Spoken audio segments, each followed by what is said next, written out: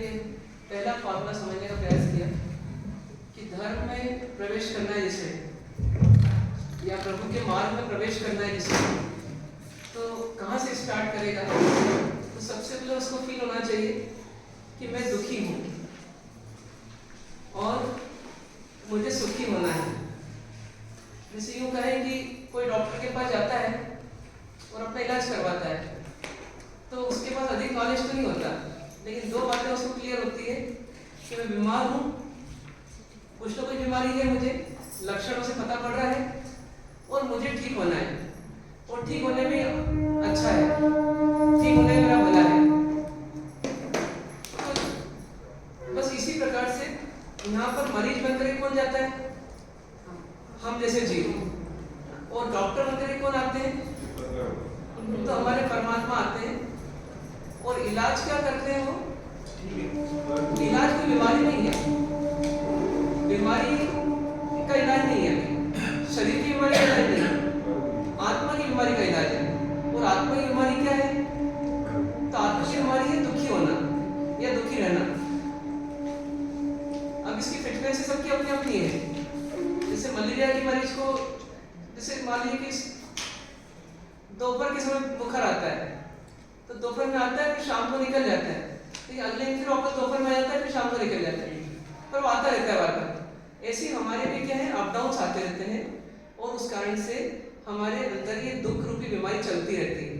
ऐसे चलते रहते कितना काल हो गया, कितना काल हो गया? तो अपन इस जीवन का देखें पहले, तो इस जीवन का कितना काल हो गया? जहाँ तक याद करते हैं तो ऐसा कभी याद आता है कि उसके पहले हम सुखी सुखी थे, दुखी हुए नहीं थे। ऐसा अपने को लगता है कि मैं पहले बहुत सुखी था, अभी दुखी हो रहा हूँ। मैं बचपन में तो बहुत सुखी था, पियर में थी तब तक बहुत सुखी थी, अपने अपने सुनहरे सीन अपने को याद रहते हैं। लेकिन इसके बीच में अवरोध रूप दुख भी थे। कई मम्मी से झगड़ते भी थे पियर में, कई पापा से झगड़ते थे, कई भाई से झगड़ते थे, कई बहन से झगड़ते थे। तो वो सब दृश्य भी जो थे ना, वो भी याद करें। कई बीमारी भी आई होगी, कभी तकलीफ भी आई होगी, कभी अपमान हुआ होगा तो अच्छा नहीं लगा होगा, स्कूल में भी कभी कभी चेहरा मुरझाया होगा, कभी लगा होगा इस सर ने मेरे को फालतू खड़ा कर दिया बाहर, मेरे को पनिशमेंट दे दिया। तो ये सब जो दृश्य हुए होंगे,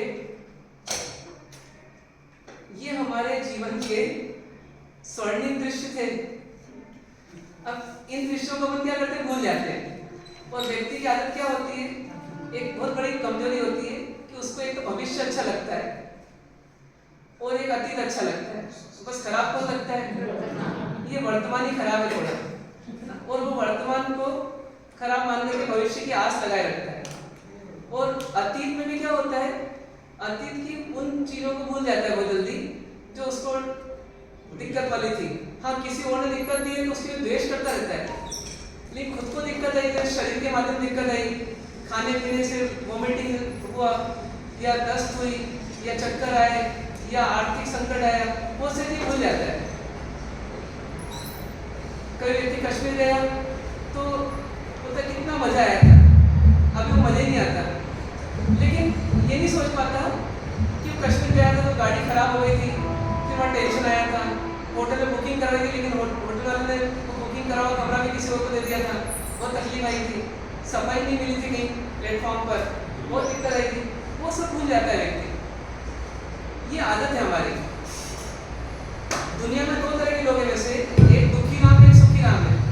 तो दुखी राम हमें दुख दुख की घड़ियों को याद रखता रहता है, और सुखी राम जो रहता है वो सुख सुख की घड़ियों को याद रखता रहता है। पर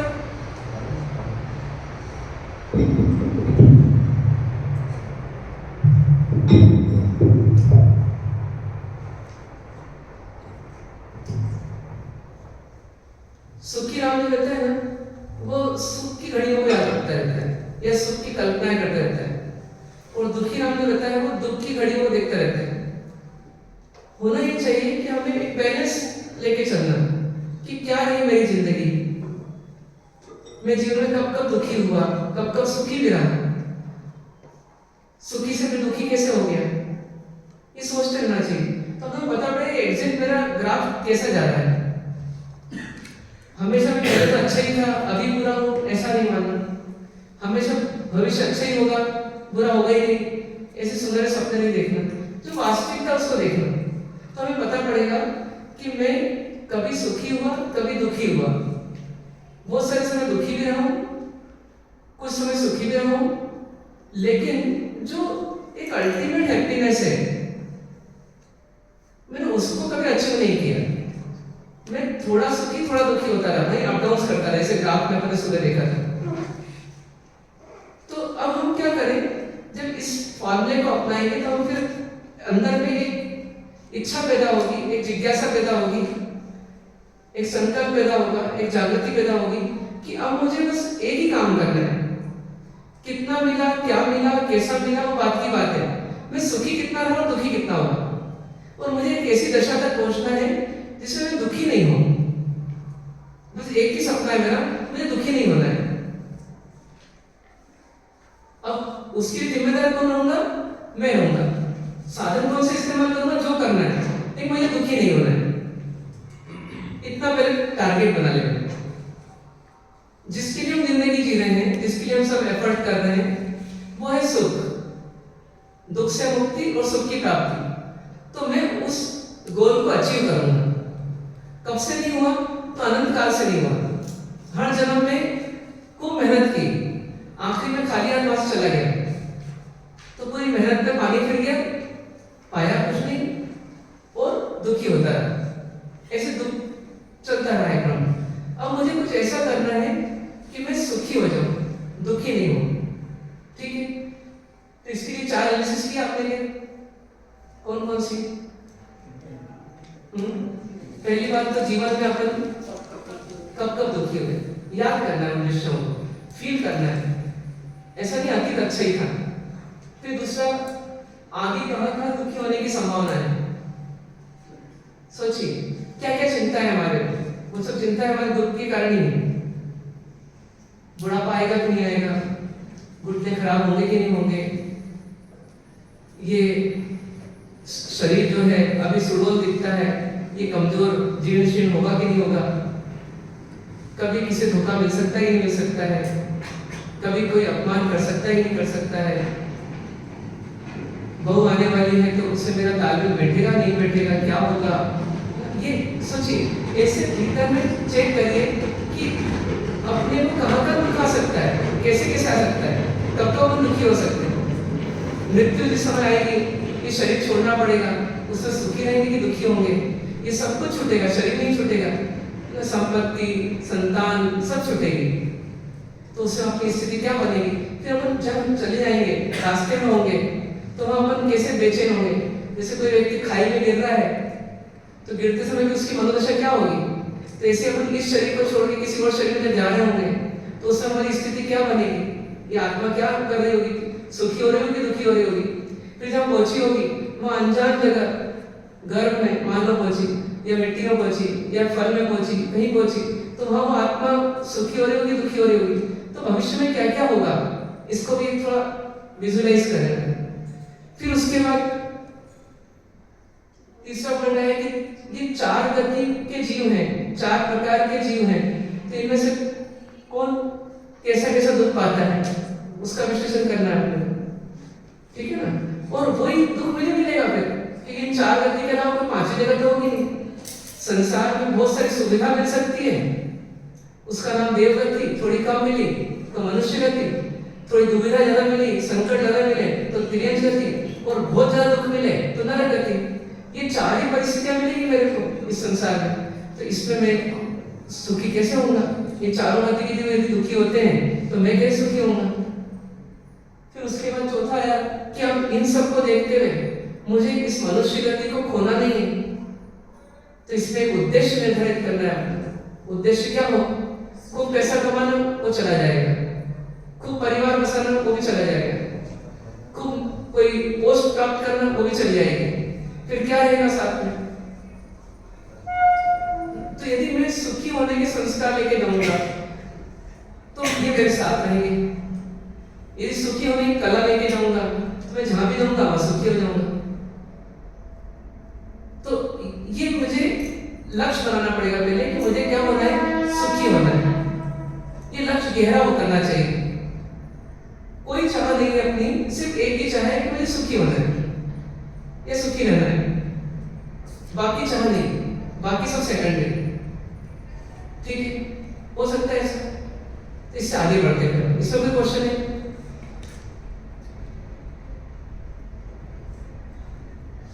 इससे आगे बढ़ते हैं।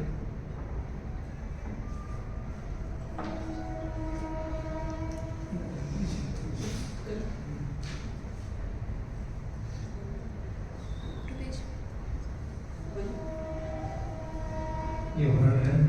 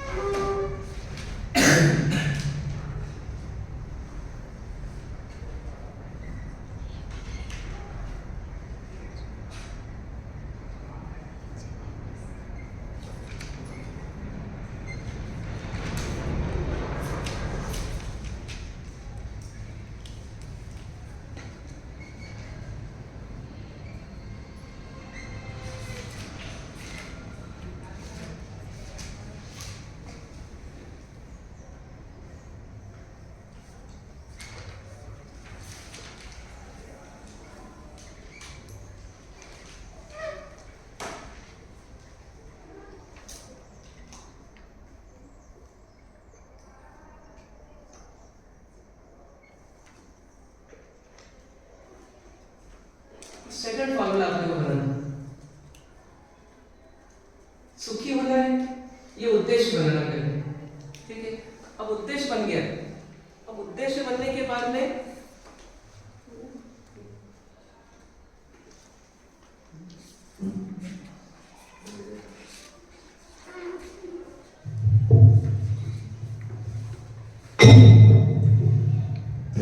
अब सुखी होने के उद्देश्य बनाने के बाद अब अगला पॉइंट क्या आएगा कि अब सुखी होने के लिए कोई ना कोई चाहिए हमें। क्यों?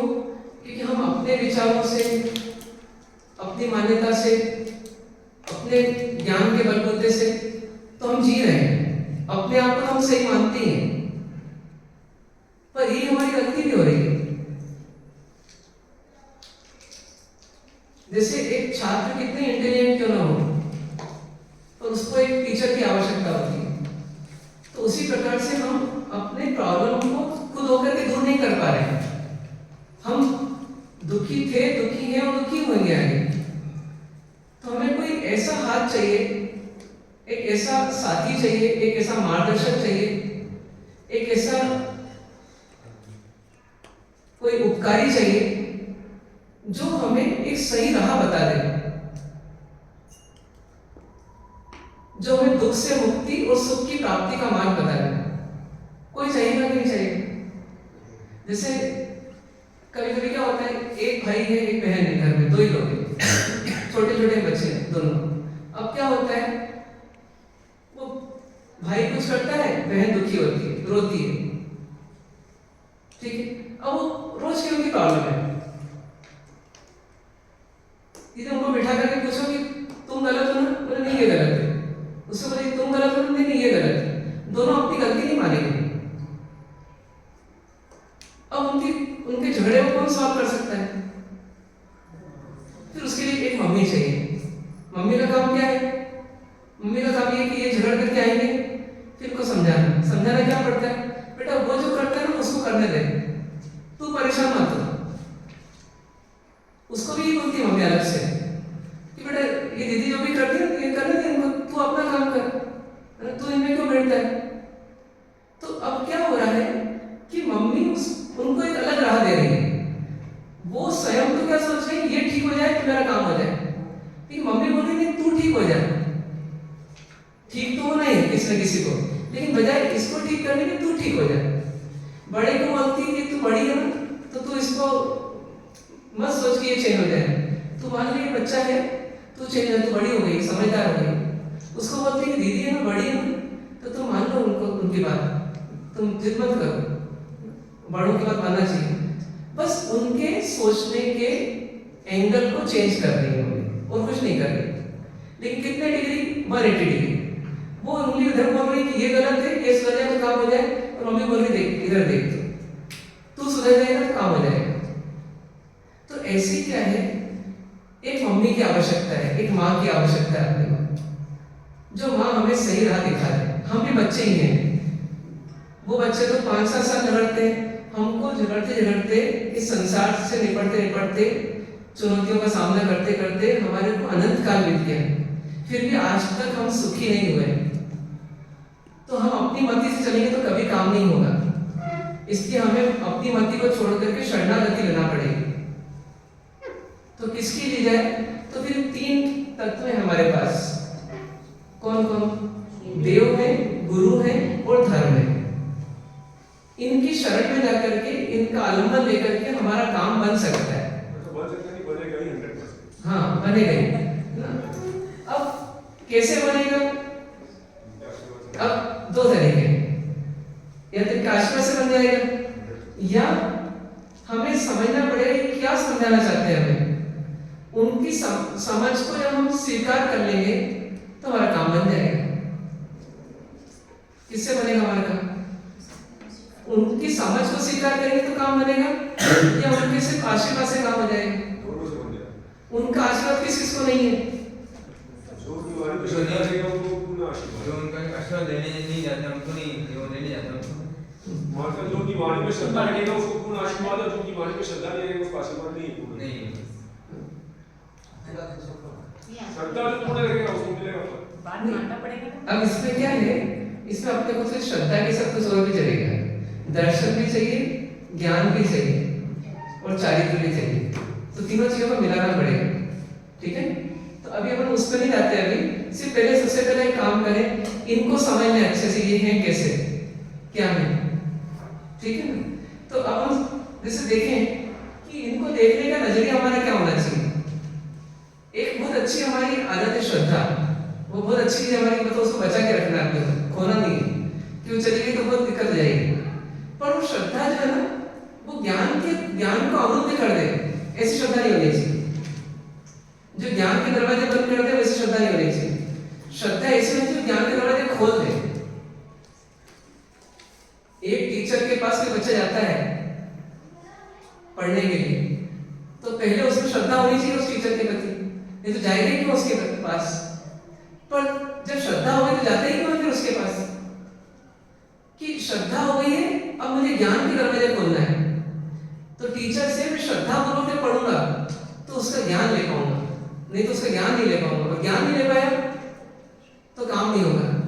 तो श्रद्धा जरूरी है, किस लिए? ज्ञान के लिए, ज्ञान प्राप्ति के लिए। तो वो दरवाजा खोल दे ज्ञान का, ऐसी श्रद्धा चाहिए। तो अब हमें क्या है, उस श्रद्धा को बचा के रखना है और ज्ञान को बढ़ाना है, तो हमारा काम हो जाएगा। श्रद्धा को खो देंगे तो काम नहीं होगा, और ज्ञान को नहीं पाएंगे, सिर्फ श्रद्धा रखेंगे तो भी काम नहीं होगा। दोनों कॉम्बिनेशन करना है। तो अब क्या है,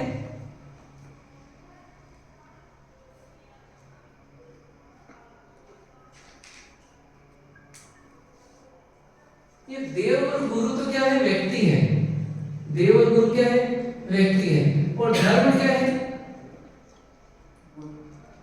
धर्म उनकी आज्ञा मान लीजिए, धर्म उनके सिद्धांत मान लीजिए, धर्म उनके नियमावली मान लीजिए, वो शास्त्रों में है, वो गुरुमुख में है, वो परमात्मा की वाणी में है, लेकिन वो विजिबल नहीं है, ठीक है। तो ये दोनों विजिबल है। तो पहले तो इनको समझ रहे हैं एक बार, देव और गुरु को। तो अब ये देव और गुरु हैं, ये क्या है, इनको कैसे देखना। तो जैसे मान लीजिए कि हम भद्रावती पार्श्वनाथ जी के पास जाए, ठीक है, तो कैसे है वो, तो एक कृष्ण वर्ण के काले वर्ण की एक प्रतिमा है। वो कौन है? वो पार्श्वनाथ भगवान है, फन वाले, ठीक है, चमत्कारी केसरिया पार्श्वनाथ। फिर उसी बहुत सारी घटनाएं भी वहां पर स्वप्न में आए।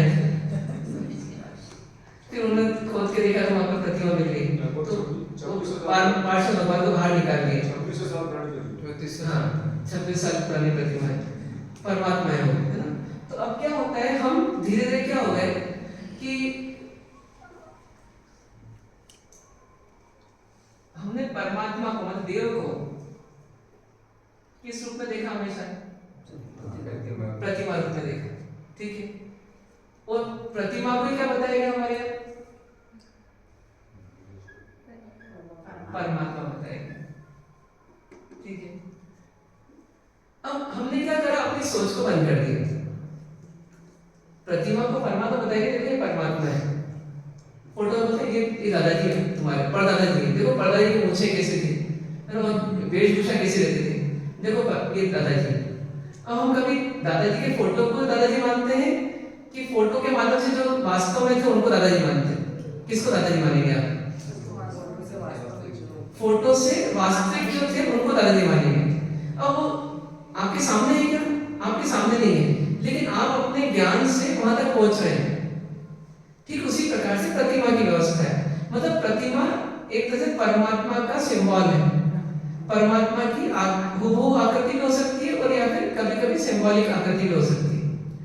पर ये प्रतिमा से हमको कहां तक पहुंचना है? परमात्मा तक पहुंचना है। अब परमात्मा तक पहुंचते हैं तो कुछ लोग परमात्मा तक पहुंच जाते हैं, लेकिन परमात्मा में फिर वापस दो पार्ट हो जाते हैं।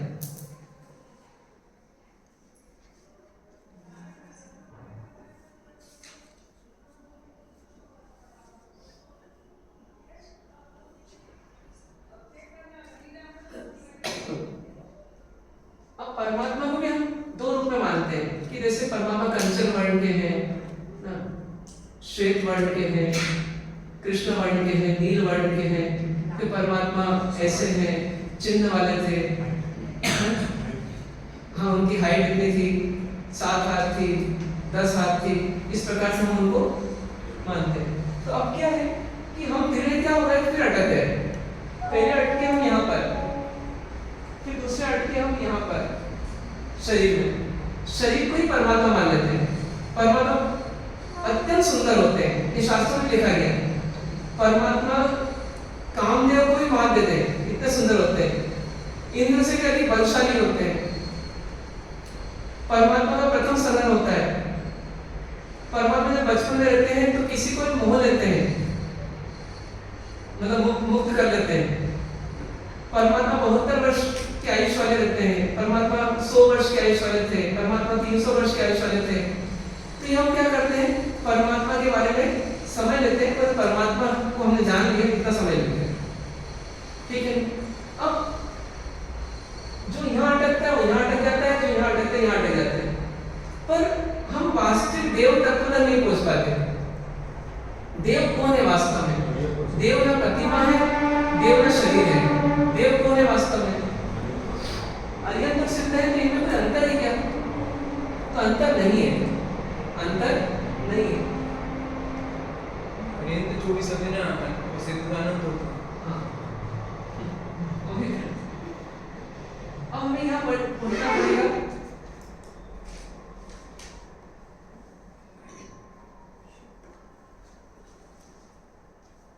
ये देव न प्रतिमा है, न शरीर प्लस आत्मा है, ये सिर्फ एक शुद्ध आत्मा है। और ये शुद्ध आत्मा है। क्या करना है, जैसे मान लीजिए नारियल चाहिए हमें, तो नारियल कौन से रंग का होता है? तो कोई बोलेगा ब्राउन रंग का होता है, तो बात तो सही है। पर कच्चा हरा होता है, पक्का जो ब्राउन होता है, गोला होता है, एक गोला होता है।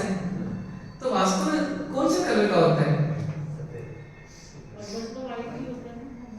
तो अंदर से व्हाइट होता है और बाहर से कौन सा होता है? ब्राउन होता है ना।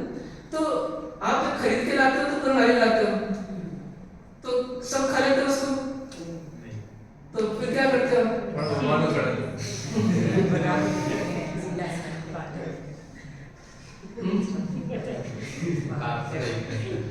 क्या करते हो? उसकी दाढ़ी में से सब खा लेते हैं? नहीं, क्या करते हो? उनको बधा देते हैं। वो बधाने के बाद क्या करते हैं? वो सब जो छिलके रखे थे उसको तो फेंक देते हैं, है ना। सिर्फ अंदर की जो गिरी रहती है उसको ही खाते हैं। क्यों? क्योंकि वास्तव में नारियल कौन है? वो उतनी गिरी नारियल है। बाकी सब तो कवच था, वो कवच निकाल देता। कवच ठीक है, उसको होल्ड करने के लिए था, पर मेनली जो काम की चीज है वो तो उसकी गिरी है, सफेद वाली। तो बस ऐसे क्या है कि परमात्मा जो है, इनको देखने की दृष्टिकोण कुछ ऐसे है कि कुछ लोग बाहर के जो दाढ़ी मूछे हैं, मतलब इधर प्रतिमा है उस पर टिक जाते हैं। कुछ क्या होते हैं जो ठोस अंदर का छिलका वाला पार्ट है उसमें अटक जाते हैं। और कुछ लोग होते हैं जो वास्तव में जो शुद्ध आत्मा है उस तक पहुंचते हैं। वो नारियल बना जो है तत्व है, उस तक पहुंचते हैं। तो वो जो अगर खराब होता है, बदबू मारता है तो उसको भी छोड़ देते हैं। वो भी नहीं चाहिए हमें। वो भी नहीं चाहिए, बदबू नहीं चाहिए इसकी, उसमें गंदगी वो नहीं चाहिए, एकदम जो एकदम खाने लायक ही मतलब तत्व है उतना चाहिए। नारियल। कभी किसी से चबाने की दिक्कत दांत में, तो क्या करते हैं, उसका भी जूस बनाएंगे और वो जो उसका जो भूसा है वो निकाल देंगे, सिर्फ उसका जो लिक्विड है, जो जूस है, जो तत्व खाने लायक है, वो उतना रख लेंगे, बाकी सब छोड़ देंगे। करते हैं ना ऐसे। तो ऐसे यहाँ पर हमें करना पड़ेगा, दृष्टि को इतना सूक्ष्म करना पड़ेगा कि मैं पहले जिनका आलम्बन लेना उनको तो सही समझ लूं, फिर उनका आलम्बन सही ले पाऊंगा मैं, नहीं तो आलम्बन नहीं ले पाएंगे फिर। तो आलम्बन किसका लेना है? आलम्बन प्रतिमा का नहीं लेना है, शरीर सहित आत्मा का नहीं लेना है, सिर्फ आत्मा का लेना है। आत्मा में शुद्ध आत्मा जो है उसका आलम्बन लेना है। ये हमारा पहले जो हमारा आलम्बन है वो क्लियर हो जाए हमारे, ठीक है। अब इस आलम्बन की ऐसी क्या विशेषता है कि जिसके कारण से हम इनका आलम्बन लें, मतलब ये आलम्बन लेने योग्य नहीं, ऐसा कैसे? तो ऐसा नहीं कि प्रतिमा किसी और की नहीं बनी है, कई महापुरुषों की या महत्वाकांक्षी पुरुषों की बनी है इतिहास में, कई राजा महाराजा सबकी बनी है, लेकिन हमारे काम की नहीं। हम क्या देख रहे हैं कि हमको उस प्रतिमा का आलम्बन लेना है जो प्रतिमा उस व्यक्ति की हो जो परम सुखी हो। हमारा उद्देश्य क्या है? सुखी होना। तो सुखी जो व्यक्ति है उसको ढूंढ रहे हैं हम, बस और कुछ नहीं कर रहे हैं। जो सुखी है उनको ढूंढना है।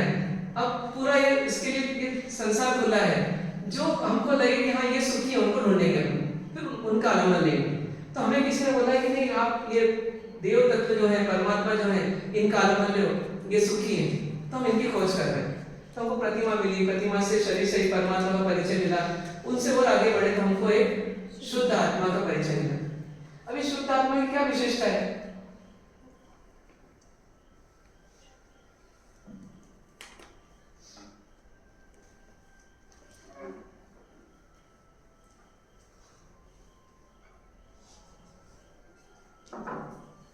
अभी शुद्ध आत्मा है, ये कैसी है? सबसे पहली विशेषता इनकी ये है कि ये सर्वज्ञ है। क्या है? सर्वज्ञ है। क्या क्या विशेषता हमें जानते हैं, एक बार रिवाइज करें। सर्वज्ञ है, और कैसे है? सर्वदर्शी है, और कैसे है?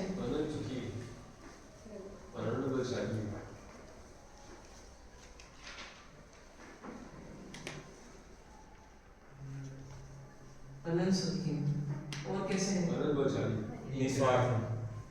निस्वार्थ है, तत्वज्ञाता। ये फील करना आपने, बोला इसको फील करना।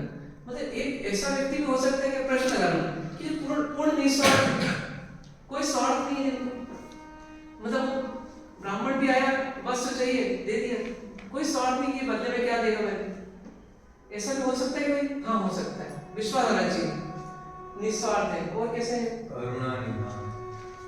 करुणा निधान है,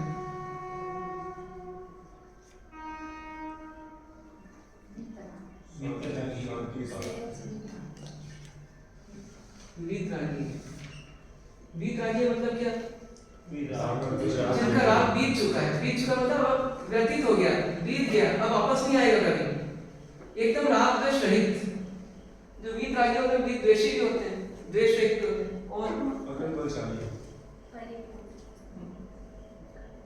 परिपूर्ण। परिपूर्ण कैसे? कि वस्तु दशा है उस अपेक्षा से परिपूर्ण है। मतलब एक सोना जो है वो अपने आप में सोना ही है, एक खदान में है, वो सोना परिपूर्ण है अपने आप में योग्यता रूप से, लेकिन पहनने के काम नहीं आ सकता। पर जब उसको प्यूरिफाई कर लेते हैं 100%, तो क्या बन गया वो, मतलब ऐसा हो कि रेडी टू यूज है, मतलब वो एक तरह से अपनी योग्यता से परिपूर्ण है और अभी जो दशा है उससे भी बिल्कुल निर्मल परिपूर्ण है, पूर्ण है वो। अब उसमें कुछ खार नहीं है, कुछ मिलावट नहीं है, कुछ अशुद्धि नहीं है, ऐसे परिपूर्ण है। ऐसे परमात्मा भी है।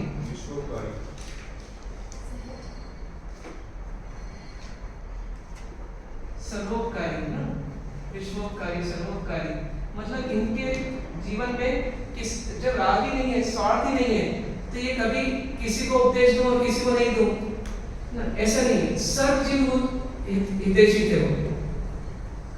और कैसे क्षमाशील है, सहज है,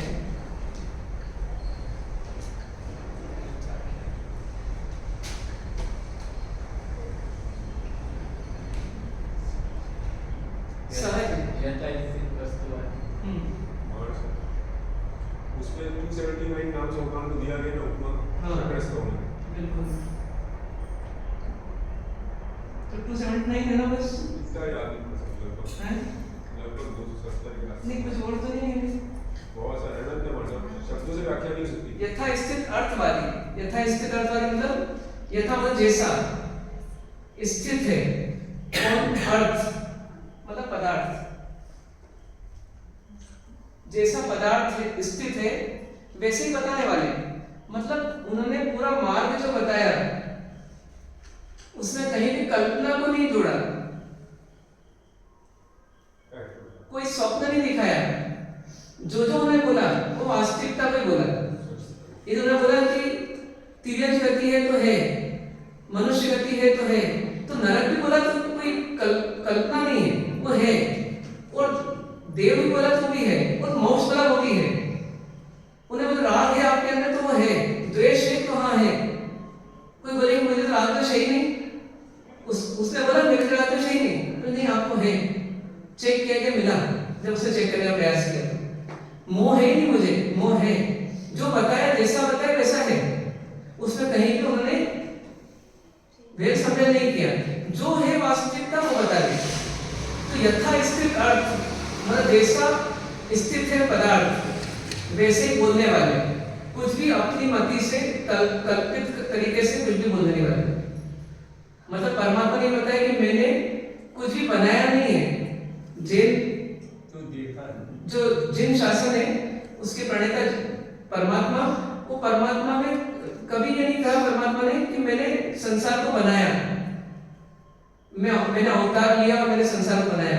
उन्हें एक ही चीज बोली, मैंने तो बताया है बस, जैसा संसार है उसकी वास्तविकता मैंने बताई है, आपको ठीक लगे तो आप मानो। जाना है और बताएं। हाँ 10 जाना है और बताएं, सत्य को जो, हाँ सत्य को जाना है मैंने, वैसा मैंने बताया है। तो ये उनकी विशेषता है। और आज अपन पूजे ना पूजे, लेकिन ये सुरासुर पूजित है।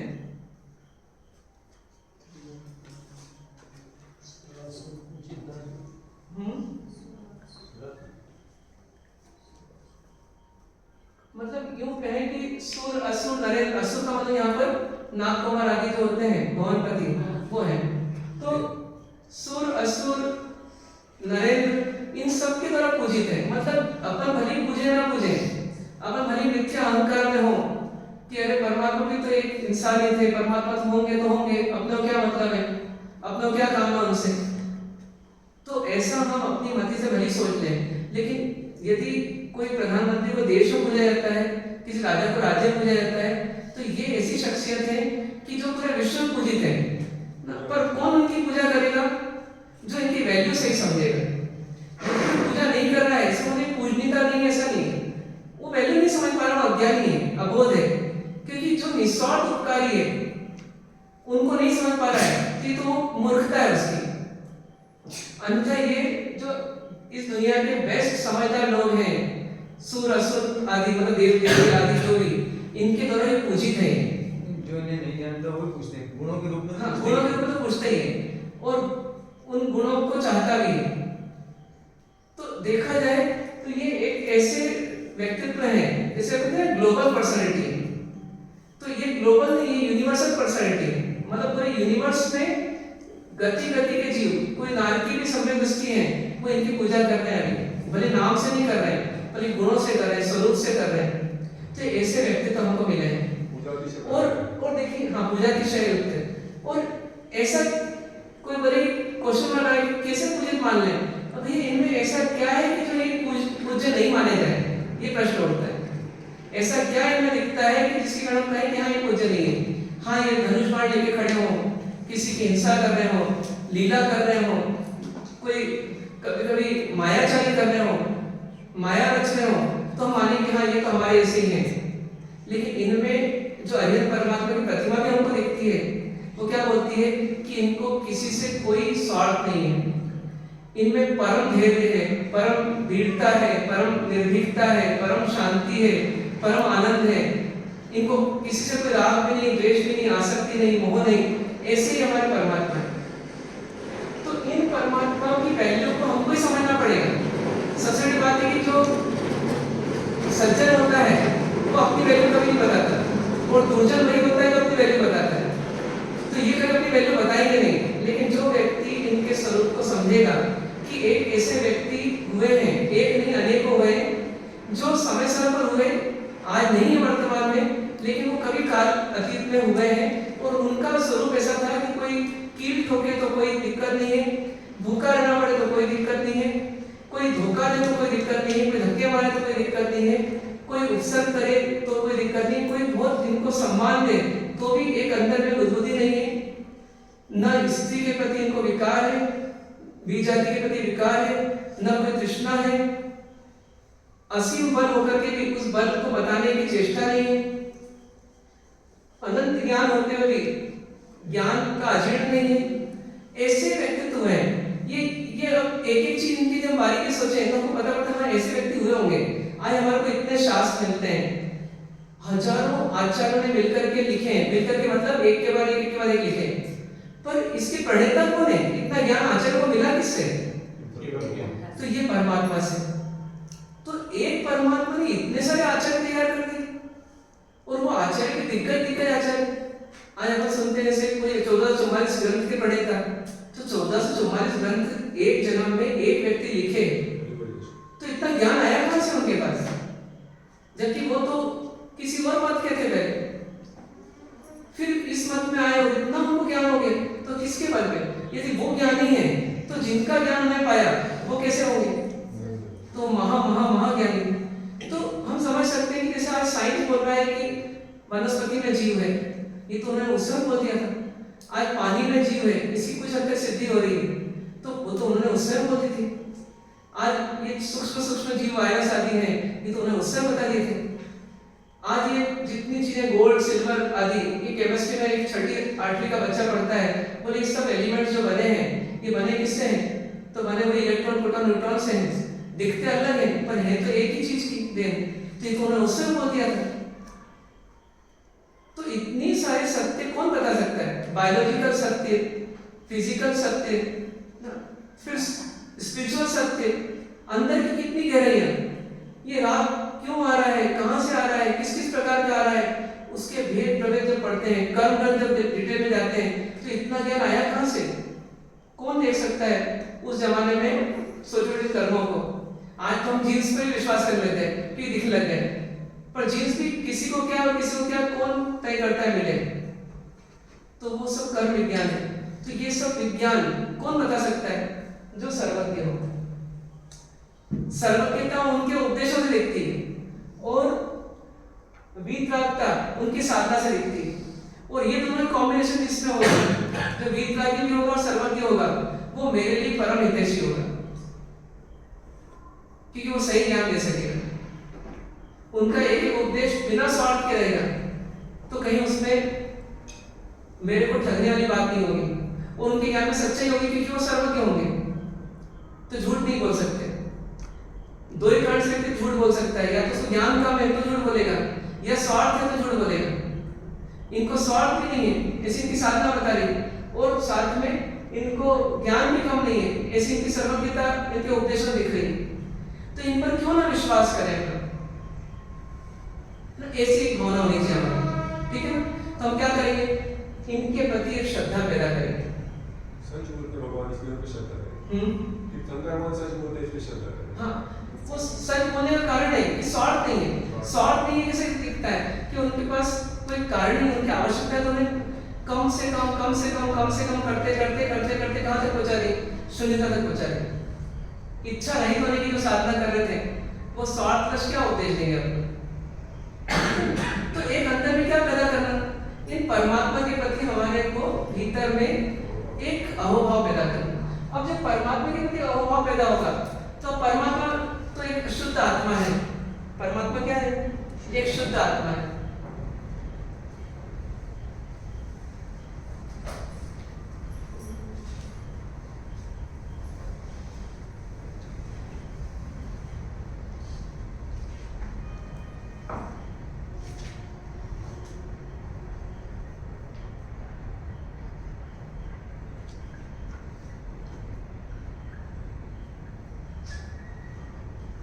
अब शुद्ध आत्मा का आलम्बन सीधे से लेना आसान नहीं है, तो हम क्या करेंगे, फिर उनको एक हम विजुलाइज करेंगे। किस रूप में करेंगे, शरीर सहित एक आत्मा के रूप में। मजबूरी है हमारी, तो हम उल्टे चलेंगे।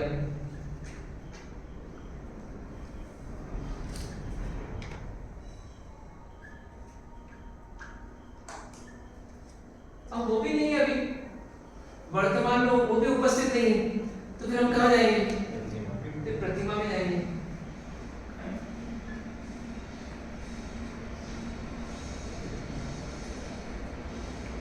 अब प्रतिमा को हम दो नजरिए से देख सकते हैं, एक प्रतिमा के रूप में देखेंगे और एक परमात्मा के रूप में देखेंगे।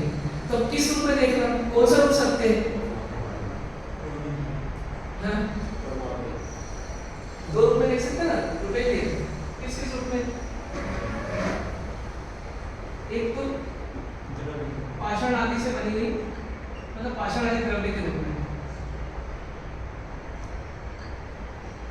और दूसरा हम देख सकते हैं इनको परमात्मा रूप में। दो रूप में देख सकते हैं अपन, या तो पाषाण आदि द्रव्यों के रूप में देख सकते हैं, और या फिर हम किस रूप में देख सकते हैं, परमात्मा रूप में देख सकते हैं। अब हमें यदि वास्तविकता से पूछा जाए कि वो क्या है, तो पाषाण आदि के रूप में ही है, ये सच्चाई है। लेकिन हमारी प्रयोजनभूत क्या है, प्रयोजनभूत जो हो वो भी देखना पड़ेगा, अन्यथा हम क्या होगा, अपने उद्देश्य, प्रयोजन मतलब उद्देश्य, तो हमारे उद्देश्य को तो फुलफिल करे वैसा रूप देखना पड़ेगा कि हमें अपना काम करना है और हमारा गोल बना हुआ है कि हमें सुखी होना है। तो सुखी होने के लिए हम इनको अब किस रूप में देखें। यदि हम इनको पाषाण रूप में देखेंगे तो हम इनसे कुछ सीख नहीं पाएंगे, लेकिन यदि हम इनको परमात्मा रूप में देखेंगे तो हम क्या करेंगे, इनसे कुछ सीखने का प्रयास करेंगे। तो फिर हम क्या करते हैं, हम मानते हैं कि वास्तव में द्रव्य रूप से देखें तो पाषाण के हैं, लेकिन हम क्या करते हैं, अभी वर्तमान में आलम्बन रूप में देखते हैं उनको, तो आलम्बन रूप में हम उनको परमात्मा रूप में देखने का प्रयास करते हैं।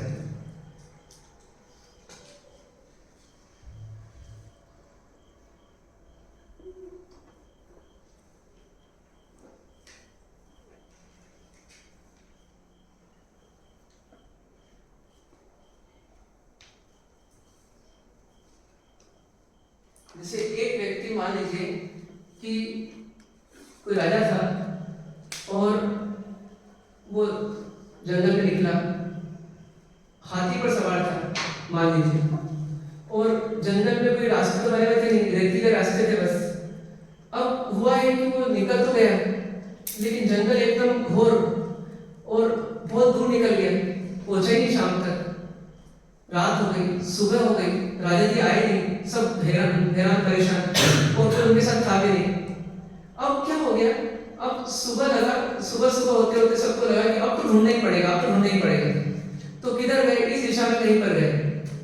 अब राजा जी तक पहुंचना है, तो राजा जी तक कैसे पहुंचेंगे अपन, पहले राजा जी से हाथ की बजाय हाथी जी तक पहुंचना पड़ेगा।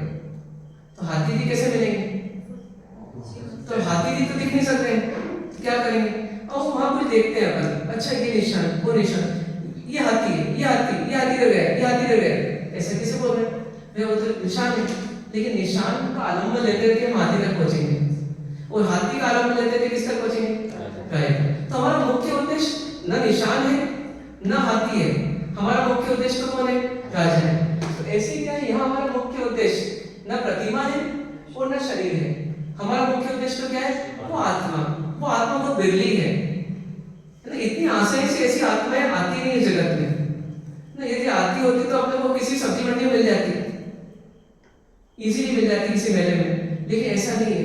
ये पुरुषार्थ करने वाली कुछ ही आत्माएं होती हैं, जो ऊंचाइयों तक पहुंचते हैं वो कुछ ही होते हैं। किसी पहाड़ को देखो तो पहाड़ की चौड़ाई हमेशा नीचे ज्यादा होगी, लेकिन ऐसे तो ऊंचाई पे जाते हैं तो पहाड़ की चौड़ाई कम होती जाएगी। तो उसी प्रकार से इस संसार में मूर्खों की संख्या ज्यादा रहेगी, सामान्य जीवों की संख्या थोड़ी कम हो जाएगी, असामान्य की थोड़ी कम होगी, और विशेष असाधारण व्यक्तित्व जो होते हैं, एक्स्ट्राऑर्डिनरी पर्सनालिटी, वो बिरली होगी। वो फिर इतनी बिरली होती है कि अपन कहें कि 800 करोड़ का एक पूरा वर्ल्ड है, इसमें एकाध तो हो तो यहाँ नहीं मिलेगी। चलो पिछली पीढ़ी और ये पीढ़ी मिला दे, इतनी तो हो, इससे भी नहीं मिलेगी। 100 साल में ढूंढ लो, 500 साल में ढूंढ लो, 1000 साल में ढूंढ लो, 2500 साल में ढूंढ लो, फिर कोई एक मिलेंगे महावीर जैसे, ये बहुत बिरली पर्सनैलिटी जैसी। लेकिन यदि इनका साथ पकड़ना है तो इन तक पहुंचना पड़ेगा, क्योंकि हमने अपने आप को जज कर लिया पहले कि हमारे में ताकत यदि होती तो हम अभी तक सुखी हो चुके होते। हमें ताकत नहीं है। सरेंडर करना भी एक समझदारी है। जब समझ में आ जाए कि अपने में नहीं है कुछ, तो अपना आग्रह रख करके, अपना अहंकार रख करके अपना वो जीना नहीं, सरेंडर हो जाना, शरण, इसका नाम है शरण ले जाना, तो समर्पित हो जाना। तो क्या है, हमें यहाँ तक पहुँचने के लिए ये माध्यम ढूंढना पड़ेगा। ठीक है, ये बात है कि समझे। लेकिन मानना क्या पड़ेगा कि प्रतिमा भगवान नहीं है, प्रतिमा से भगवान तक पहुंचना है, मानना ये पड़ेगा, ये भी ध्यान रखना है। क्या जी? हाँ, तो उन्होंने क्या करा, वो बराबर उन्होंने जाति स्मरण ज्ञान जो उनको हुआ, उससे उन्होंने समझ लिया कि ये प्रतिमा से मुझे कहां तक पहुंचना है। प्रतिमा से वो परमात्मा तक पहुंच गए, परमात्मा से स्व की आत्मा तक पहुंच गए। दोनों जाति का स्मरण, परमात्मा की जाति का स्मरण और अपनी जाति का स्मरण, बिल्कुल ठीक है। अब हम आते हैं कि जो शुद्ध आत्मा है, मतलब परमात्मा है, इन्हीं को देव बोलते हैं। इन्हीं को क्या कहते हैं? देव बोलते हैं। देव मतलब दिव्य पुरुष, वही असाधारण व्यक्तित्व। अब ये देव सिंपल है कि ये देव किस रूप में मिलेंगे, तो एक हमें मिलते हैं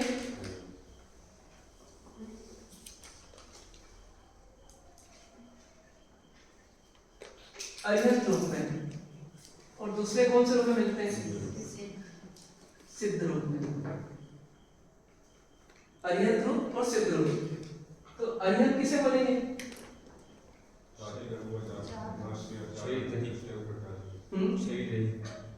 शरीर।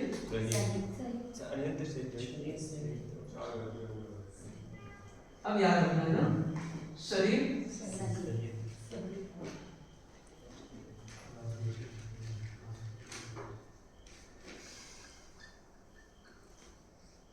जो जीव शरीर सहित है वो अरिहंत। अपेक्षा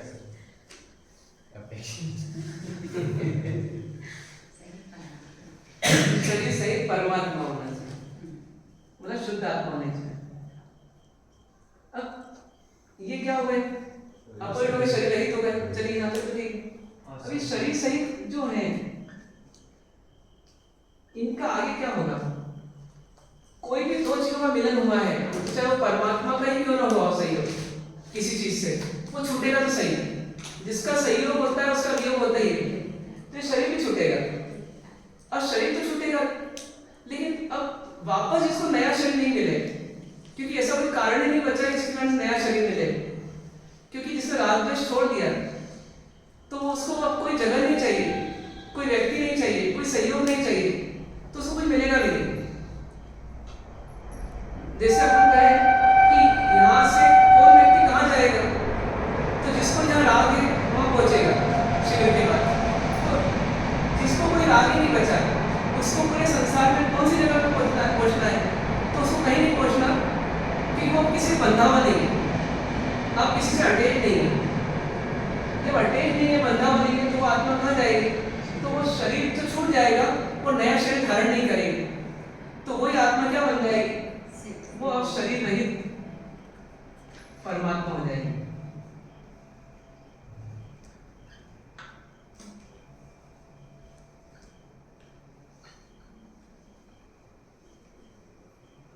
परमात्मा तो नहीं रहे वो, अब शरीर छोड़ गया। जैसे नारियल के गोला निकल गया, गोले का भी ऊपर का छिलका निकल गया, अब वापस जुड़ेगा नहीं कभी। एक बार उसके ऊपर का सब निकल गया, अब वापस में जा नहीं सकता है। तो ऐसे ही शरीर छूट गया और नया शरीर मिला नहीं, तो ये आत्मा की स्थिति ऐसी हो जाएगी, वो शरीर ही परमात्मा हो जाएगी।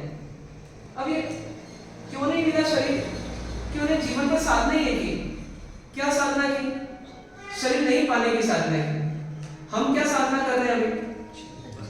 हम पाने की साधना कर रहे हैं शरीर को। जिस शरीर बीमार होता है तो हम क्या साधना करते हैं? ये शरीर बच जाए, ये शरीर छूटे नहीं। जब इस शरीर से इतना मोह है, तो आगे बिना शरीर के रह पाएंगे क्या? ऐसी कैपेसिटी आ रही है? तो वो कैपेसिटी नहीं अंदर है, फीलिंग्स में नहीं है। हमको लगा शरीर के बिना मेरा अस्तित्व नहीं है, मैं ही शरीर हूँ। तो जब मैं ही शरीर हूँ, शरीर के बिना मेरा अस्तित्व नहीं है, तो शरीर के बिना कैसे रहेंगे? तो ऑटोमेटिकली निश्चित हो जाता है कि हम कहाँ जाएंगे यहाँ से? तो किसी भी शरीर को ढूंढेंगे वापस, नहीं मिलेगा तो पूरा बना बनाया तो मिलेगा नहीं, क्या करेंगे? किसी में घुसेंगे और वहां से विकास चालू करेंगे, तो फिर एक शरीर के उसमें फंस जाएंगे, शिकार में, जाल में, और फिर उसमें जिएंगे, फिर वहां छूटेंगे। लेकिन तैयारी ये नहीं रहेगी कि शरीर बिना जीना है, तो वापस कहाँ पहुंचेंगे? किसी शरीर को फिर ढूंढेंगे। तो ऐसा हमारा एक क्रम चलता रहेगा। जो चाहिए वो बिना शरीर के नहीं मिलेगा, या जो चाहिए वो बिना शरीर, हाँ, या फिर जो चाहिए वो बिना शरीर के नहीं मिलेगा। इसलिए हमारे को फिर शरीर धारण करनी पड़ेगी, मजबूरी आ जाएगी हमारी। या तो शरीर की चाहत रहेगी, या शरीर के बाहर की चीजों की चाहत रहेगी, जो बिना शरीर के नहीं मिल सकता। तो हम अल्टीमेटली शरीर के बिना रहना चाहते ही नहीं है, तो हमको शरीर मिलेगा ही नहीं। मतलब ये जो प्रकृति है, ये वास्तव में जैसा हम चाहते हैं वैसा कर देती है। लॉ ऑफ अट्रैक्शन काम करता है, तो हम जैसा चाहते हैं वैसा हमको मिल जाता है। शरीर जेल करना चाहिए। हाँ? शरीर जेल करना चाहिए। हाँ, तो अब जैसा चाहेंगे वैसा मिलेगा। जैसे आप को बोलते हैं मम्मी के घर चलो, तो आप बोलते नहीं ये रहना चाहिए, तो आप जैसा चाहते हैं वैसा आपको मिल जाता है। ऐसे आप चाहोगे जैसे कि ये शरीर में भी रहना मेरे, क्या हो जाएगा? पर अगर आपको लगता है शरीर के बिना कैसे मानो कि नहीं रहना, फिर मैं रहूंगा ही क्या? मेरा अस्तित्व क्या रहेगा? और दूसरी बात, ये सब चीज मुझे कैसे मिलेगी? आज पानी पीना है, किसके माध्यम से पीना है? मुझे पानी पीना है, किसके माध्यम से पीना है? शरीर के माध्यम से पीना है। खाना खाना है मुझे, किसके माध्यम से खाना है? शरीर के माध्यम से खाना है। शरीर तो सारे सुख इसी के माध्यम से भोग से, सारे सुख किसके माध्यम यही के माध्यम से। टीवी देखना है, फिल्म देखना है। अब शरीर नहीं हुआ तो मैं फिल्म कैसे देखूंगा? फिल्म नहीं देखूंगा तो मैं सुखी कैसे होऊंगा? धर्म कैसे करेंगे? धर्म कैसे करेंगे? साधना ही नहीं हो पाई। ओली जी करना है, हाँ, है ना? अब बिना शरीर के ओली जी हो सकती है? शिविर कैसे करेंगे? शिविर कैसे करेंगे? आपका प्रवचन कैसे सुनेंगे? बताइए, है ना असंभव। इसे शरीर तो चाहिए ही चाहिए अपने। पक्की बात है? कितने लोग एग्रीड हैं? अगला जन्म वहाँ होना चाहिए। हैं? वो शरीर में जन्म कहाँ होगा? वो शरीर जन्म में तो चाहिए ही चाहिए। जन्म चाहिए, अगला जन्म महाविद्यालय में चाहिए। पीछे सुमंत साधु की शरण से बस। वहाँ से दादा की कृपा हो, हमको केवल यही बना दे बस। हाँ, बस। बनाते हैं। अब बस ये यहाँ है ना, शरीर से बस। हैं? सिद्ध पद पाने के लिए शरीर चाहिए। सिद्ध पद पाने के लिए शरीर चाहिए, मतलब अशरीर होने के लिए शरीर चाहिए। अशरीर होने के लिए शरीर। तो इसका मतलब शरीर इज वेरी इंपॉर्टेंट। भगवान ने बोला आलम्बन शरीर का लेना शरीर चाहिए। से इस ओर मुख शरीर की संभव शरीर का आलम्बन लेना ऐसा चाहिए। चाहिए।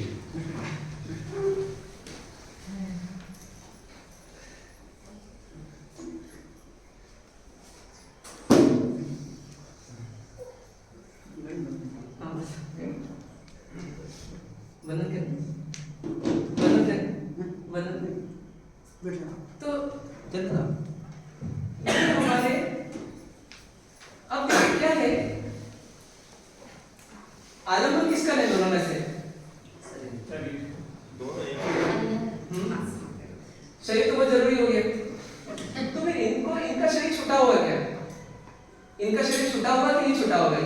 ऐसा तो नहीं यहाँ भगवान महावीर ने निर्वाण को प्राप्त किया कहीं जन्म ले लिया होगा, ऐसा भी तो हो सकता है, क्यों नहीं हो सकता रुपये जी? ऐसे बोलते हैं लिया प्रभु अवतार जय जयकार जय जयकार।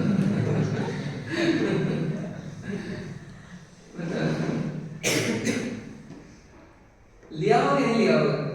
लिया तो सभी कहते हैं तो इन्होंने लिया होगा ना, वो इन्होंने लिया होगा तो फिर हम इनकी फालतू पूजा कर रहे हैं। सिद्ध इस्लाम में जन्म लिया। सिद्ध इस्लाम जन्म लिया होगा। क्या हुआ होगा, क्या बोलते हैं आप? बताइए। अपने शुद्ध शुक्र ध्यान इनको शरीर मिला होगा कि नहीं मिला होगा? परम औदारिक शरीर की प्राप्ति। हाँ, नहीं मिला होगा कि नहीं मिला होगा? मिला होगा? अगर नहीं मिला, अगर सुख मिला है, सुख मिला तो शरीर मिला होगा। परम सुखी हुए। और ऐसा तो नहीं कि यहाँ का जो सुख था यही रह गया होगा। पहली बात तो हम एक एक चीज पे बात करें, शरीर छूटा होगा कि वापस मिला होगा? छूट के नया मिला। छूट के नया मिला। अरिहंत नहीं है?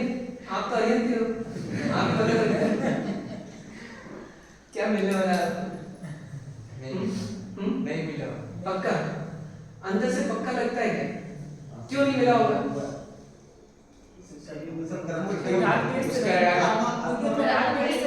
राग द्वेष रहित हो गए, एक चीज तो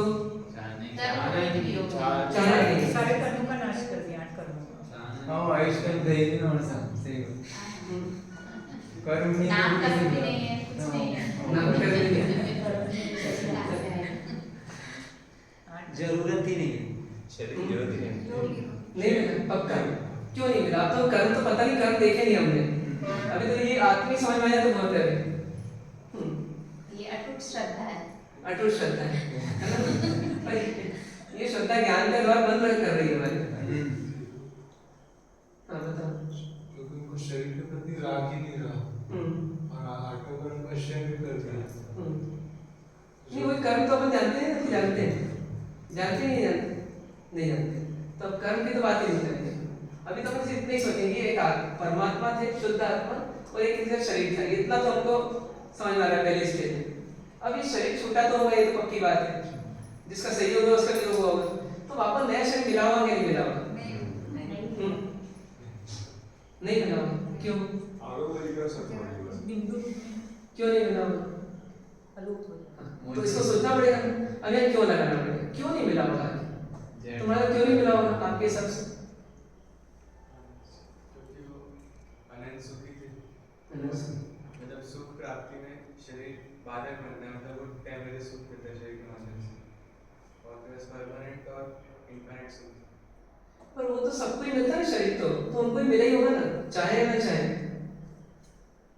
पर वो अनंत सुखी हो गए थे, तो अनंत सुखी हो गए मान लो। चाहे कोई नहीं, चाहे नहीं, मैं कोई शरीर की जरूरत ही नहीं है, शरीर में सुख है ही नहीं, मैं अपने से ही सुखी हूँ और परिपूर्ण हूँ। बाकी उनको संसार के किसी भी एक पदार्थ की भी आकांक्षा नहीं थी, किसी पदार्थ की आकांक्षा नहीं थी।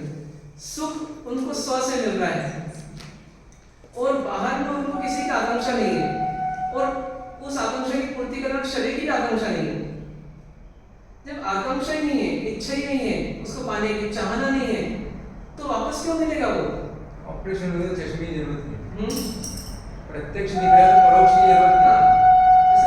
ऑपरेशन हो गया, अब मोतियाबिंद का ऑपरेशन हो गया मान लीजिए, और लेंस लग गया, जो भी लग गया, अब इस चश्मे की आवश्यकता है क्या?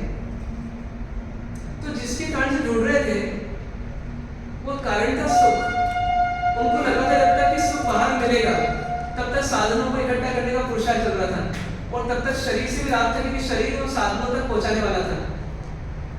लेकिन जब उनको लगा कि सुख बाहर है ही नहीं और धीरे उन्होंने अपना सुख स्वयं से खोल लिया, तो फिर क्या हुआ?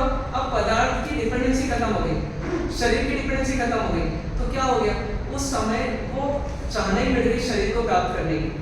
जब चाहना मिट गई, राग मिट गया, द्वेष भी मिट गया, राग द्वेष रहित हो गए, तो उस स्थिति में वापस अब पूरे संसार में किसी पदार्थ से जुड़ने वाले नहीं, चिपकने वाले नहीं।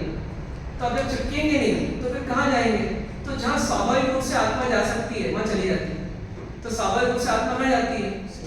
तो उस समय जैसे अपन देखते हैं ऊर्ध्वगमन। तो ऊर्ध्वगमन उसका स्वभाव है, तो इसलिए आत्मा कहाँ चली जाती है, तो इस स्थान पे चली जाती है। इससे ऊपर कोई पदार्थ पहुंच नहीं सकता आकाश को छोड़ के, एक जगह खाली है ये, तो इसलिए ये इतना ही स्थान है, यहीं पर जाकर के आत्मा रुक जाती है। ठीक है, क्योंकि उसका स्वभाव कैसा, ऊर्ध्वगमन, चाहने के कारण से वो अधोगमन आदि करती रही। अब चाहना मिट गई तब ऊर्ध्वगमन करेगी, कहाँ तक जाएगी, तो एक स्थान पर जाकर रुकेगी, क्योंकि इसके आगे धर्मास्तिका नहीं है नियमित रूप से, जिसके कारण से बाहर कोई जीव जा सके। इसी स्थान के वहाँ एक शिला है, उस शिला को बोलते हैं सिद्ध शिला, चंद्रमा आकार की, और उसी के ऊपर जाकर के मतलब टॉप में जाकर के परमात्मा क्या हो जाते हैं, स्थिर हो जाते हैं। अब ये कैसे है, ये अशरीरी है, इनको क्या बोला गया, ये सिद्ध है, इनको क्या बोलते हैं, ये सिद्ध है। और जब तक ये संसार में रहते हैं, परमात्मा रूप में रहते हैं, लेकिन शरीर के साथ रहते हैं, तो उनको क्या बोलते हैं अपन, अरिहंत। इन अरिहंत में भी क्या रहते हैं, दो भेद कर लेते हैं। हाँ, एक तीर्थंकर केवली और एक सामान्य केवली।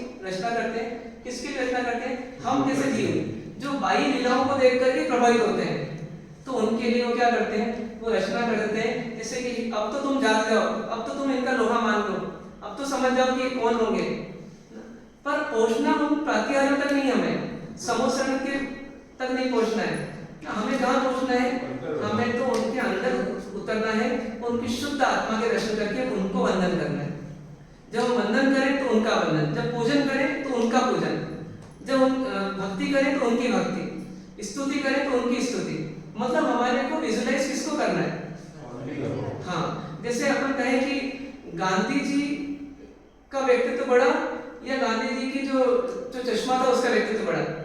चश्मे से गांधी जी की पहचान करते हैं कई बार, लेकिन चश्मे की पूजा नहीं होती, चश्मे का आदर नहीं होता। वास्तव में देखा जाए तो आदर किसका होता है? वो गांधी जी का होता है। तो ऐसे आदि ये परमात्मा की बाह्य पहचान है। इनसे परमात्मा का आदर उत्पन्न करना, लेकिन असली अहोभाव, असली समर्पण किसके में जगाना? उस शुद्ध आत्मा के प्रति। ठीक है, तो ये एक आलम्बन है हमारे पास, जो बहुत विरल व्यक्तित्व है इस संसार में, कभी कभी होते हैं ना। और हम ये पांचवें आर्य में हुए, इसलिए हमारे को इनका नाम भी सुनने को मिल रहा है। छठे आर्य में होते तो ये भी नहीं मिलता।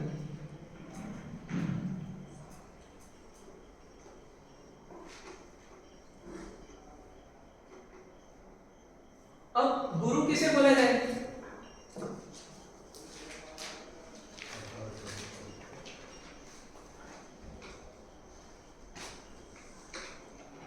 अब गुरु किसे कहा जाए?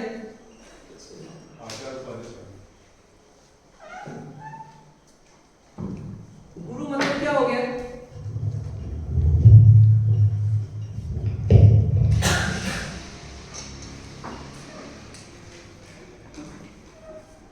अब गुरु तत्व किसे बोला जाएगा? तो गुरु मतलब क्या होगा कि जो परमात्मा के द्वारा बताए हुए मार्ग पर चलने का प्रयास कर रहे हैं।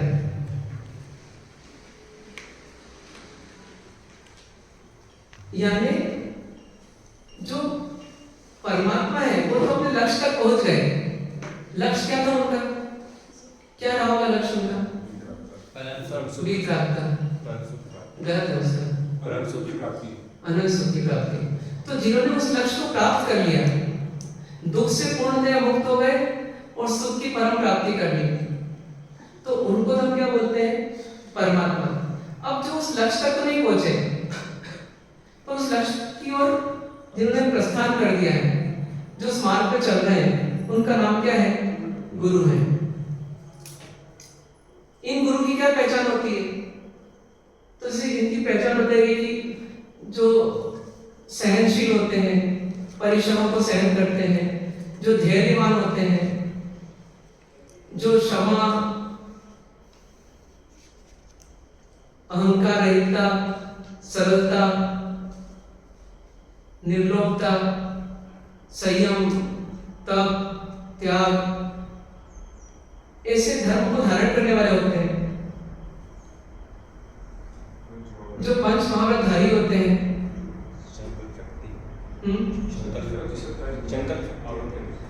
जो अल्पाति अल्प आवश्यकता में जीते हैं, जो निर्ग्रंथ होते हैं, जिनके पास मोक्ष जाने का गुण है, जिनके पास मोक्ष जाने का गुण होता है। गुण मतलब स्किल होती है। तो इनको बोला गया ये गुरु है, जो समय दृष्टि के होते हैं। अब ये जो गुरु हैं, इनकी कुछ आवश्यकता है कि हमारे को? इनकी कुछ आवश्यकता है क्या हमारे?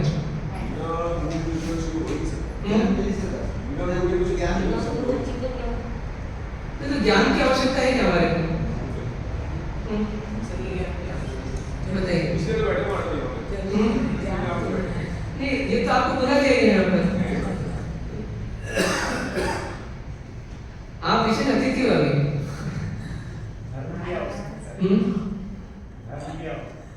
कैसी? धर्म की आवश्यकता बताने के लिए गुरु है। अब जैसे कभी कभी क्या लगता है हमारे को कि गुरु की आवश्यकता क्या है? कि पहली बात तो क्या परमात्मा मिल गए, तो परमात्मा स्वयं अपने लक्ष्य तक पहुंचे हुए, वो शुद्ध आत्मा है। गुरु तो क्या है, थोड़ी शुद्ध अशुद्ध मिश्रित अवस्था में है कि परमात्मा बने नहीं, तो मार्ग पे चल रहे हैं। फिर इनकी कुछ आवश्यकता है क्या? तो किसी ने भी जब सोचना शुरू किया तो वहां तक पहुंचा कि जैसे परमात्मा की आवश्यकता में लग रही है, वैसे हमको गुरु की भी आवश्यकता है। क्यों? कि परमात्मा हर काल में हर व्यक्ति के पास सुलभ नहीं है।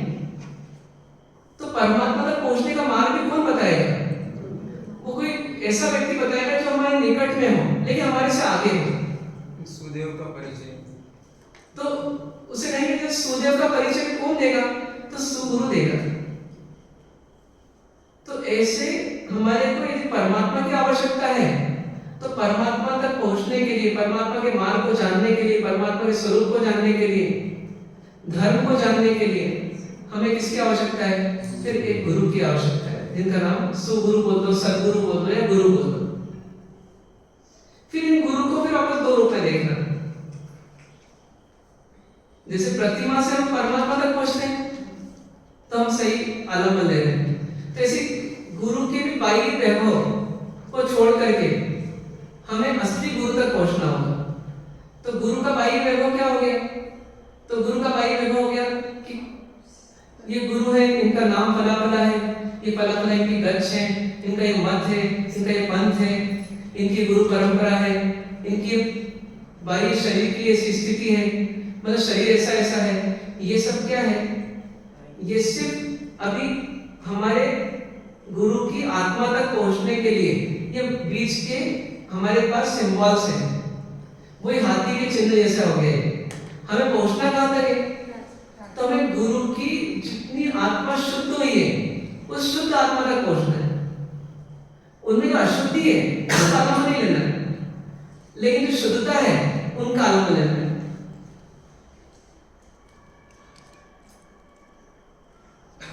लेकिन किसका लेना है? उस आत्मा का लेना है, न कि उस शरीर का लेना है। जैसे परमात्मा की प्रतिमा सिर्फ एक सूचक है, ऐसे गुरु का शरीर भी क्या है? एक सूचक है कि इस शरीर में एक भली आत्मा विराजी है। तो फॉलो करो, किसको फॉलो करो? तो उस शरीर को नहीं, उस आत्मा को फॉलो करो। कभी कभी क्या करते हैं, जैसे किसी व्यक्ति को कोई हीरो अच्छा लगता है तो क्या करता है? वो हीरो जैसे कपड़े पहनता है, हीरो जैसी दाढ़ी बनाता है ना, हीरो जैसी हेयर स्टाइल बनाता है। एक दिन वो हीरो बन जाएगा ना? वो हीरो बनने के लिए उसको ये सब चीजें तो सेकेंडरी है, खास उसको देखना पड़ेगा हीरो की जो अदाकारी है उसमें उसकी भाव दशा क्या रहती है। क्योंकि जैसा बोलना होता है वैसे भाव उसके चेहरे पे आते हैं। तो चेहरे पे भाव कब आ रहे हैं? उसके अंदर में भाव आ रहे हैं। वैसे वो भाव मैं कैसे ला सकता हूँ? जो उस कला को सीख जाए कि अच्छा ऐसे भाव आता है, बस ऐसे ही मुझे लाना है, वो क्या करेगा? वो एकदम स्वयं हीरो बन जाएगा। और जो सिर्फ बाहर से उसकी कॉपी करेगा तो दो चार डायलॉग्स उसके ऐसे बोल सकता है, वो हो सकता है कि उसके ऐसे चाल ढाल बना सकता है, उसके ऐसे कपड़े पहन सकता है, लेकिन उसके ऐसा नहीं बन पाएगा। तो गुरु जैसा बनना है मतलब क्या करना पड़ेगा?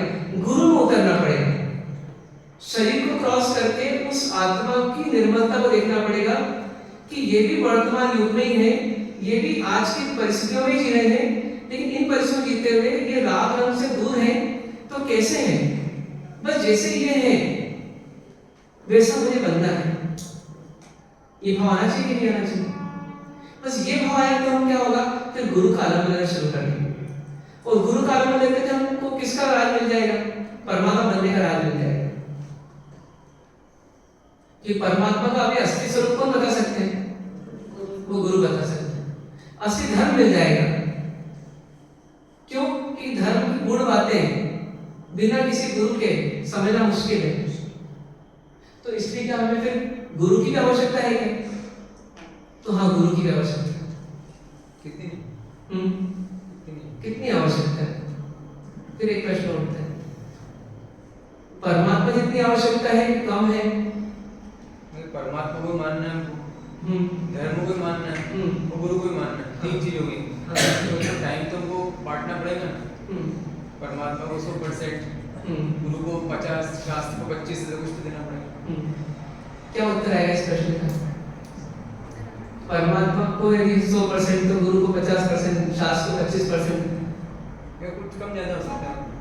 थोड़ा परसेंटेज कम ज्यादा हो सकता है सर। कोई परसेंट कम ज्यादा हो सकता है। या फिर गुरु में जितना गुरुता है, क्योंकि शुद्ध है, जितना जब वो शुद्ध में रहते हैं तब तक उनका आलम्बन लेने, जब वो अशुद्ध में रहते हैं तो उनका आलम्बन छोड़ दें, क्योंकि उनको अशुद्ध का तो लेना नहीं है। शुद्ध का आलम्बन लेना, अशुद्ध को छोड़ दें। तो अब इसको सोचें जरा, अपन चिंतन करें कि हमें कितनी आवश्यकता है गुरु की। 33 सदी दे दें तीनों को, किसी को बुरा नहीं लगे। Passing marks. हाँ, पासिंग मार्क्स दे दें, हमें फेल नहीं हो। 1% अपने मन 1% अपने मन। बस नाव में सब कुछ अच्छा है, एक ही छेद है बस छोटा सा। 1% चाहिए थे बस, ज्यादा नहीं। वहाँ पहुंच जाएगी। कितना देर में तो नहीं पहुंचेगी, कल में जरूर पहुंच जाएगी। क्या करना पड़ेगा? अभी आप जैसे देखते हैं, कौन सी आंख से देखते हैं? दाई वाली की बाई वाली? दोनों से देखते हैं पक्का? हम तो ज्ञान से देखते हैं।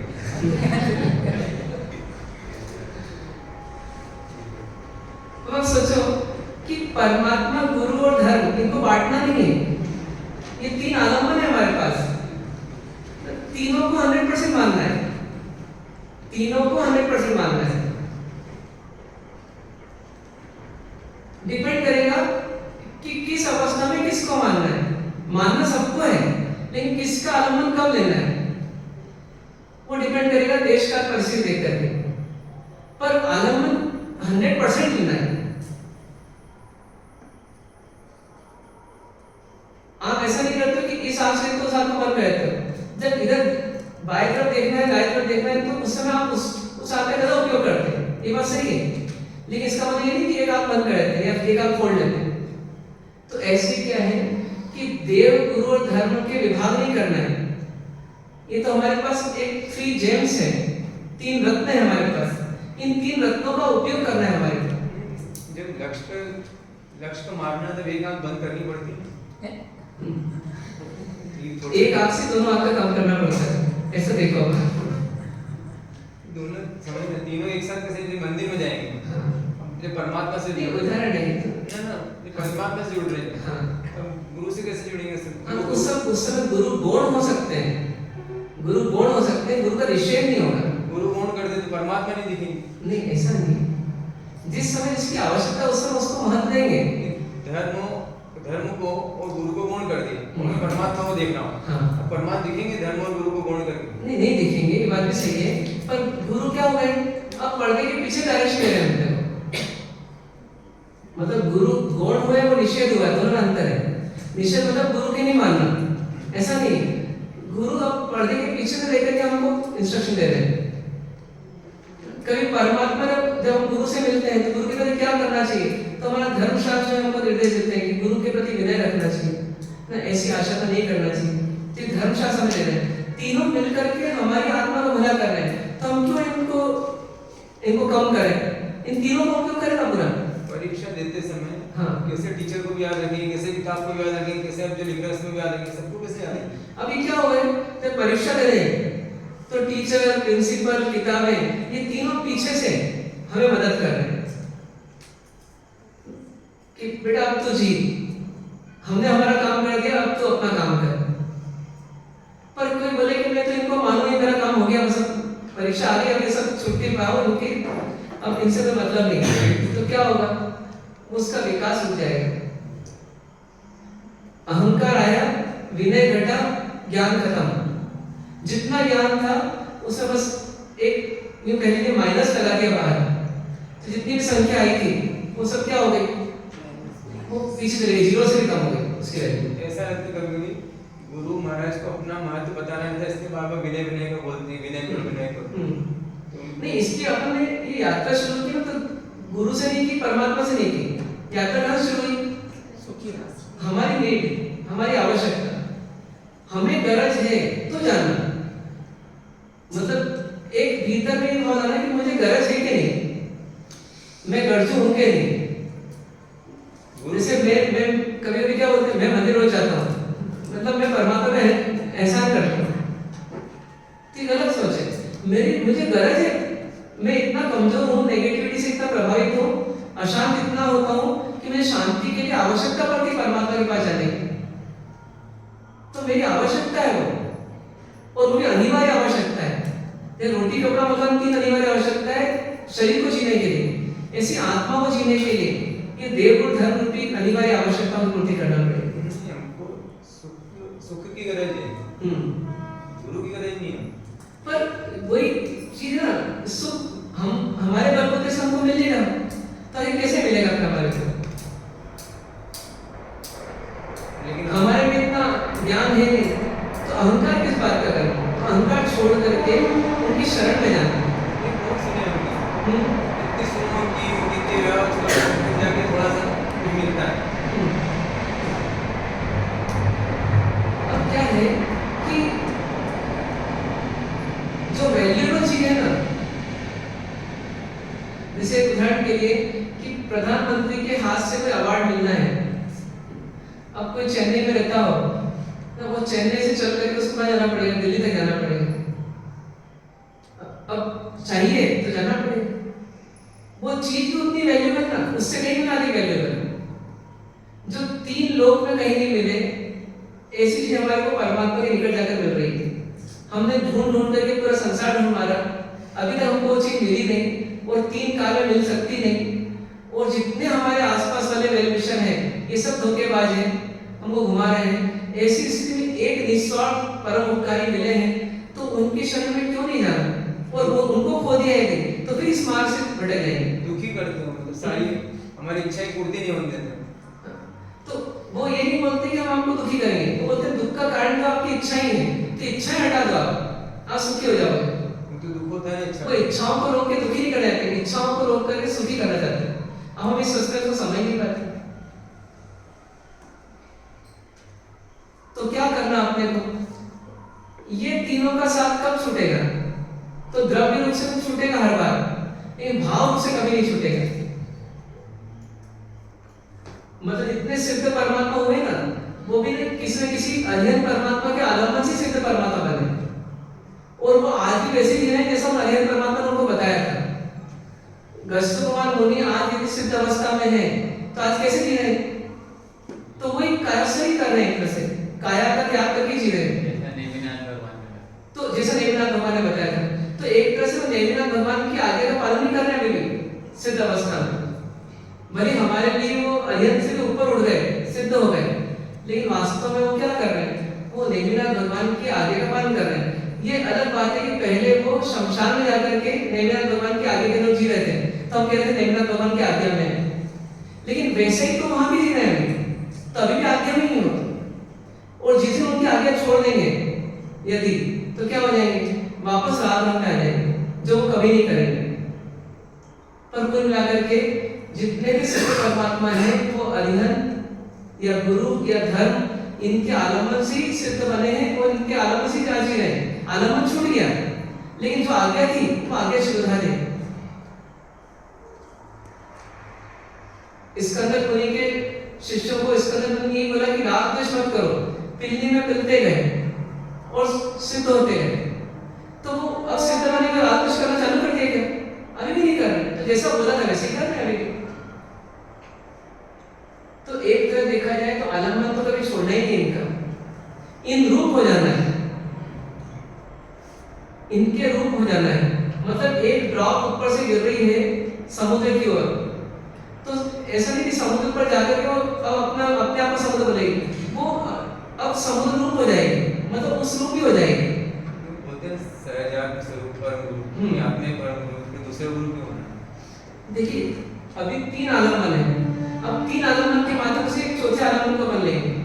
और फिर चौथे आलम्बन में आत्मा है, ये आत्मा का आलम्बन लेकर के चारों जो है ये एक रूप हो जाएंगे। वो 3 तो एक रूप थे ही, वो 3 से ये एक और मिल जाएंगे, चारों एक रूप हो जाएंगे। यही परमात्मा है, यही गुरु है और यही धर्म है। हाँ, स्व आत्मा ही परमात्मा है, स्व आत्मा ही गुरु है और स्व आत्मा ही क्या है? वो धर्म है। तो कुल मिलाकर के ये 3 को तो कोई छोड़ना ही नहीं।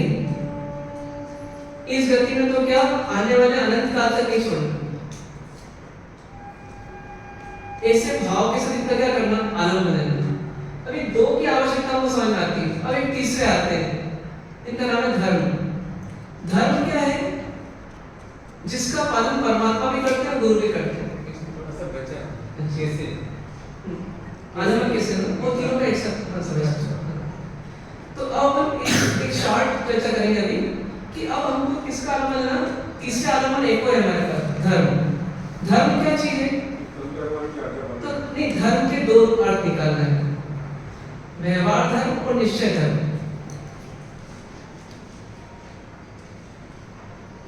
तो शास्त्र है, तीर्थ है, क्रियाएं हैं, बाह्य तप है, उपवास आदि,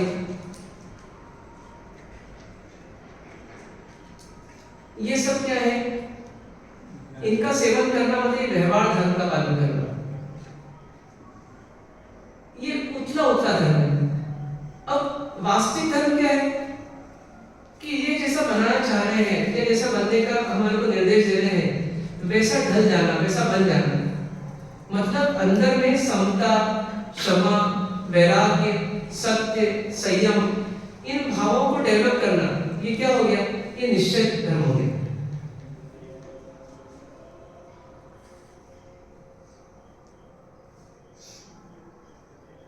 तो व्यवहार धर्म के माध्यम से कहां तक पहुंचना? निश्चय धर्म तक पहुंचना। अब क्या ये धर्म की हमें आवश्यकता है क्या? धर्म की भी आवश्यकता है क्या हमें कि नहीं है? धर्म मतलब क्या हो गया? निश्चय धर्म को देखें अपन तो समता, सहजता, सरलता, शांति, संयम, कषाय रहितता, ये हमारा धर्म हो गया। शॉर्ट में सद्गुण जो है वो धर्म हो गया। अब ये सद्गुण जो है क्या ये हमारे जीवन की आवश्यकता है क्या? चेक करना कि क्या ये हमारे लक्ष्य से हमको जोड़ने वाले हैं? कैसे? जैसे जहां क्षमा होगी वहां अशांति होगी कि शांति होगी? शांति होगी। जहां संयम होगा मतलब अपनी आवश्यकताओं की कटौती होगी, अपनी सीमा में जीना होगा, तो हमें शांति अधिक होगी। या जहां पर इफ्रादी से जैसी जरूरत पड़े वैसा जियो, स्वच्छंद होके जियो, घूमो फिरो, नाचो गाओ, उसमें शांति अधिक होगी। किस में शांति अधिक होगी? संयम में। तो कषाय रहितता में सुख है, सरलता में सुख है, सहनशीलता में सुख है, समता में सुख है। तो ये जो सुख है ये सुख मिलेगा इस धर्म से। इस धर्म में हमारी क्या हो गई? एक आवश्यकता हो गई। पर कोई बोले कि देव और गुरु का आलम्बन ले लिया, फिर धर्म की आवश्यकता क्यों है? देव और गुरु का आलम्बन ले लिया, अब धर्म की आवश्यकता क्यों? तो देव और गुरु हर समय हमें नहीं मिलेंगे, पहली बात। और जरूरी हमारे में इतनी योग्यता हो कि देव और गुरु का जो व्यक्तित्व है, जो उनका स्वरूप है, उसको हम आसानी से समझ सकें। तो उनके द्वारा बताए मार्ग को और सरल करने के लिए किसकी आवश्यकता पड़ती है? तो हमें ये बाह्य धर्म रूपी साधनों की आवश्यकता पड़ती है। जब देव गुरु की अनुपस्थिति हो या देव गुरु के द्वारा बताई हुई बातें हमारे समझ से परे हो, हमको कठिन लग रही हो, तो उसमें हम क्या करते हैं? आलम्बन किसका लेते हैं? धार्मिक ग्रंथों का, शास्त्रों का। तो हमारे लिए क्या हो जाता है? आलम्बन बन जाता है, हमें मार्ग बताया है। इस प्रकार से क्या है कि देव, गुरु और धर्म, इन तीनों की हमको आवश्यकता है। अब करना क्या है? इन तीनों का आलम्बन लेने की कला खोजना है, जिससे कि हम इन तीनों का आलम्बन लेकर के हम अपने लक्ष्य की प्राप्ति कर सकें। सुदेव, सुगुरु और सुधर्म, इनका आलम्बन लेकर के हम सच्चे सुख की प्राप्ति कर सकें। अब क्या संभावना है कि मिल जाएगा? हाँ, मिल जाएगा। क्यों? कि देव हमारे निस्वार्थ उपकारी और सर्वज्ञ सर्वदर्शी है। गुरु उन्हीं के मार्ग पर चलने वाले हैं, तो इसकी वो भी अपने आप को स्वार्थ रहित बना रहे हैं, वो भी उपकारी बना रहे हैं। और धर्म जो है वो हमें नेक राह दिखाएगा, सही राह दिखाएगा। तो इन तीनों के माध्यम से हमें दुख से मुक्ति और सुख की प्राप्ति हो सकती है। तो इसलिए क्या करना? सेकंड फॉर्मूला हमेशा रखना कि जीवन में कोई भी काम करने जाए तो एक बार सोचना कि करने लायक है कि नहीं करने लायक है। यदि लगे कि मुझे समझ में नहीं आ रहा है या मेरी मति भ्रष्ट भी हो सकती है, तो किसका आलम्बन लेना? ये देव गुरु धर्म का आलम्बन लेना कि ये क्या कहते हैं इस बारे में, इनके क्या विचार है, इनकी क्या आज्ञा है, इनके क्या सिद्धांत है। और जब जब भी हमारे को जीवन में उलझन आए तो इन तीनों का आलम्बन लेकर हमें क्या करना? अब अपने उलझनों को मिटाना। ठीक है, तो इस तरह से हम चलेंगे। जैसे एक लॉयर होता है ना, वो हमेशा किसको साथ में रखता है? अपनी वकालत की किताबों को हमेशा अपने ऑफिस में रखता है, और जब जरूरत पड़ती है किसी केस को सॉल्व करने में तो उसका उपयोग करता है। उसी प्रकार से देव गुरु धर्म ये हमारे लिए क्या है? ये गाइड्स है हमारे लिए। दो जीवित गाइड है और एक जो है वो अजीब है, लेकिन तीनों कालों को लेकर हमें क्या करना? अपने जीवन के केसेस में जहां हम दुखी होते हैं बार बार, वहां क्या करना? इनकी सलाह लेना और इनकी सलाह के अनुसार जीने का प्रयास करना और अपने आप को दुख से मुक्त करना। ठीक है, तो वो अपन कल के वर्तमान यहाँ पर छोड़ते हैं। ओम शांति शांति।